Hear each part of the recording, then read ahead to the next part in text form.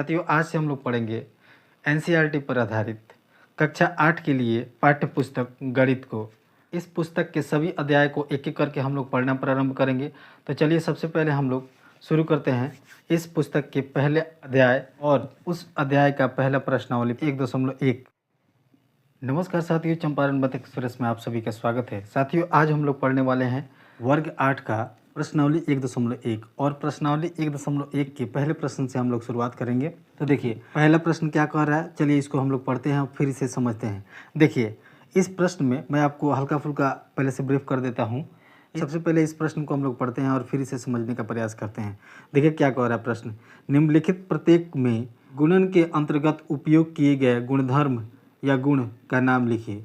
ये जो प्रश्न दिए गए हैं आपके सामने, ये जो प्रश्न दिए गए, इन प्रश्न में किस गुणधर्म के कारण इस तरह के प्रश्न बनाए गए हैं, इसके बारे में आपको सिर्फ बताना है और वो गुणधर्म का नाम लिख देना है। इस प्रश्न को हमें हल नहीं करना है। क्लियर है?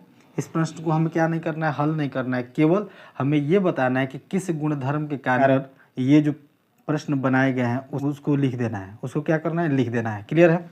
तो चलिए एक एक करके हम लोग पहले प्रश्न को पढ़ते हैं और पता करते हैं कि किस गुणधर्म के कारण ये बनाए गए हैं। प्रश्नों को हल करने से पहले एक बार आप लोग से ये रिक्वेस्ट करूंगा कि इस प्रश्न से संबंधित जितने भी सारे बिंदु होंगे, जितने भी सारे इंपॉर्टेंट बिंदु होंगे, यहाँ पे आपको बताए जाएंगे। कृपया करके इस वीडियो के अंत तक आप लोग देखने का प्रयास कीजिए ताकि आपसे कोई भी बिंदु मिस ना हो। अगर आप इस वीडियो के अंत तक देखते हैं तो आपको इस प्रश्नावली से संबंधित कोई भी प्रश्न आपके मन में शेष नहीं रह जाएंगे। तो चलिए अब हम लोग इसे शुरू करते हैं। सबसे पहले प्रश्न संख्या 1 के पहले भाग को हम लोग पढ़ रहे हैं। क्या कह रहा है प्रश्न संख्या 1 का पहला भाग, -4/5 गुने 1 क्या किया जा रहा है, 1 से गुना किया जा रहा है। आप देखिए ध्यान से, 1 से इधर गुना किया गया है, मतलब सबसे पहले भिन्न को लिखा गया। -4/5 को पहले भिन्न को लिखा गया है, फिर उसके बाद यहाँ पे गुना किया जा रहा है। किससे? 1 से किया जा रहा है। ठीक है, बराबर में लिखा गया है। अब यहाँ देखिए 1 से पहले गुना किया जा रहा है, गुना 1 और कोष्ठ में दिया गया -4/5। बराबर में उत्तर क्या निकल के आ गया है, उत्तर निकल के आया -4/5। उत्तर क्या निकल के आया, -4/5। देखिए आप इस प्रश्न को ध्यान से देखेंगे तो आपको ये दिखाई देगा कि एक वो संख्या है जिसको फेर बदल करके गुना किया जा रहा है। यानी यहाँ पे इस भिन्न में 1 को बाद में गुना किया गया है और फिर इस भिन्न में भिन्न वही भिन्न है, उसी भिन्न में 1 को पहले गुना किया जा रहा है और 1 को बाद में गुना करने से और पहले गुना करने से इस भिन्न में कोई परिवर्तन नहीं होता है और हमारा उत्तर वहीं आ जाता है। क्या आ जाता है? -4/5। क्या उत्तर आ जाता है? -4/5। अब आप ये समझिए कि ये जो उत्तर आया है किस गुणधर्म के कारण आया है, ये बात हम लोग को समझना है। क्लियर है? तो देखिए इस गुणधर्म को हम लोग कहते हैं, इसमें जो एक जो काम कर रहा है दोनों तरफ से गुना करने के लिए, उस ये गुणधर्म के लिए वही जिम्मेवार है। कौन जिम्मेवार है? ये एक जिम्मेवार है। तो हम लोग क्या लिखेंगे कि ये गुणधर्म इसका क्या होगा, गुणधर्म इसका हो जाएगा गुणात्मक। क्या होगा? गुणात्मक। ये गुना ही कर रहा है ना, तो इसको हम लोग क्या कहेंगे, गुणात्मक। क्या बोलते हैं इसको? ये एक जो है क्या होता है, गुणात्मक तत्समक। क्या बोलते हैं इसको? गुणात्मक तत्समक। क्या बोलते हैं इसको? गुणात्मक तत्समक। क्या बोलते हैं? गुणात्मक तत्समक। याद रहेगा आप लोग को। ये कौन से गुणधर्म है? एक कौन सा गुणधर्म है? ये एक ही है जो दोनों तरफ से इसमें गुना हो रहा है। तो इसी को हम लोग कहेंगे कि एक क्या है, गुणात्मक तत्समक है, जो दोनों तरफ क्या कर रहा है, भिन्न को गुना कर रहा है। भिन्न का यहाँ बाद में गुना कर रहा है, यहाँ पहले गुना कर ले रहा है। ठीक है, और इसको गुना करने से इस भिन्न में कोई परिवर्तन नहीं हुआ। क्लियर है? चलिए इस प्रकार प्रश्न संख्या 1 का पहला भाग यहाँ हल होता है और उसका हम लोग गुणधर्म यहाँ पे लिख चुके हैं। चलिए अब हम लोग करेंगे प्रश्न संख्या 1 के दूसरे भाग यानी दूसरे प्रश्न को, और इसका हम लोग गुणधर्म लिखने का प्रयास करेंगे। चलिए देखिए ध्यान से, इसमें क्या किया जा रहा है कि -13/17 क्या दिया हुआ है, भिन्न -13/17 और गुना यहाँ पे -2/7। क्लियर? बराबर की दूसरी तरफ क्या किया गया है, ये जो कोष्ठ में दिया गया था -2/7, इसको पहले रखा गया। क्या किया गया है? बराबर की दूसरी तरफ इसको पहले रखा गया -2/7 और गुना करके कोष्ठ में किसको रख दिया गया है, जो पहले कोष्ठ में नहीं था उसको कोष्ठ में रख दिया गया। यानी क्या किया जा रहा है, इसको क्रम से बदल दिया जा रहा है। इसका क्रम का क्या किया जा रहा है, फेर बदल कर दिया जा रहा है। इसको क्रम से क्या किया जा रहा है, फेर बदल कर दिया जा रहा है।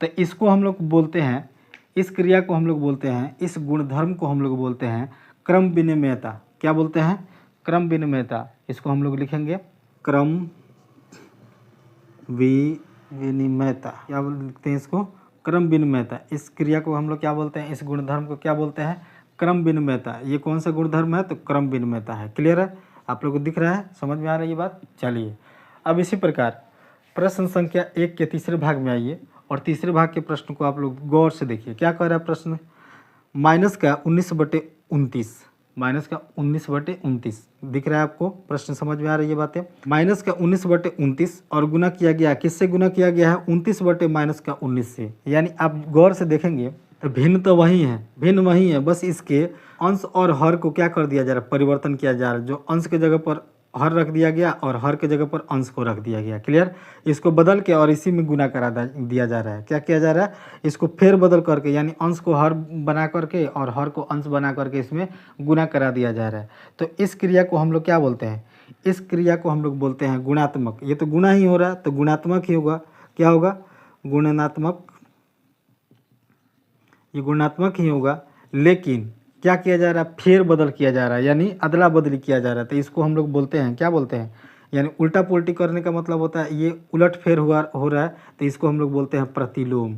क्या बोलते हैं, प्रतिलोम, है ना, प्रतिलोम। इसको बोलते हैं गुणात्मक प्रतिलोम। क्या बोलते हैं, गुणात्मक प्रतिलोम। याद रहेगा। चलिए प्रश्न संख्या 1 का पहला, दूसरा और तीसरा भाग यहाँ पे हल होता है। और ये जो पूछ रहा था कि गुणधर्म लिखने के लिए हमने प्रश्नों के अनुसार गुणधर्म हमने लिख लिया है। क्लियर है। चलिए, और इस प्रकार प्रश्न संख्या 1 यहाँ पे समाप्त होता है। अब हम लोग चलेंगे प्रश्न संख्या 2 की तरफ।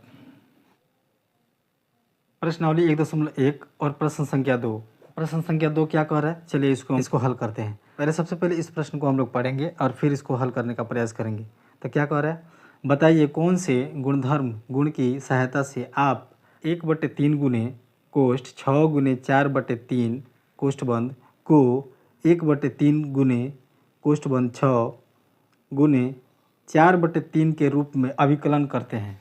मतलब कहेंगे आप इस प्रश्न को ध्यान से देखिए और आपको सिर्फ ये बताना है कि किस गुणधर्म के कारण ये जो प्रश्न आपके सामने दिए गए हैं वो हल होंगे, किस गुणधर्म से ये प्रश्न बने हैं और कैसे ये हल होंगे। देखिए इसका हल हमें निकालना नहीं है, सिर्फ हमें ये बताना है कि कौन से गुणधर्म का उपयोग इसमें किया जा रहा है इस प्रश्न को हल करने के लिए। तो आप सभी को बता दूं कि इस प्रकार के जब भी प्रश्न आते हैं, इस प्रकार के जब भी प्रश्न आते हैं, जब गुणा करना होता है और इसमें फेर बदल किया जाता है। देखिए ये जो फेर बदल किया गया है, 1/3 पहले बाहर रखा गया है और गुने कोष्ठ के अंदर रखा गया 6 गुने 4/3। क्लियर है। और दूसरी तरफ यहाँ पे 1/3 के साथ 6 को क्या किया गया, कोष्ठ में बंद कर दिया गया है और 4/3 को बाहर कर दिया गया है। क्लियर। अब इन दोनों को जब गुना कीजिएगा ना तो दोनों का उत्तर एक ही आएगा, दोनों का मान कितना आएगा, एक ही आएगा। तो ये कौन से गुणधर्म के कारण होते हैं, ऐसा संभव होता है गुणा के सहचारिता के नियम के कारण। किसके कारण होता है, सहचारिता के नियम के कारण होता है। इसको हम लोग लिखते हैं सहचारिता के नियम के कारण ये ऐसा संभव होता है। क्या होता है कि गुणा को हम लोग, गुणा जो करना रहता है, जो संख्याएं दी रहती हैं उसको कहीं भी फेरबदल कर देंगे और उसको गुना करेंगे तो उत्तर हमारा उतना ही आएगा। तो इस गुणधर्म को हम लोग कहते हैं सहचारिता के नियम। क्या बोलते हैं, सहचारिता के नियम। क्लियर है। तो इस प्रकार प्रश्नावली 1.1 के प्रश्न 1 और 2 यहाँ पे हल होते हैं, यानी पहला और दूसरा प्रश्न यहाँ पे हल हुआ और इसी के साथ प्रश्नावली 1.1 यहाँ पे समाप्त होता है।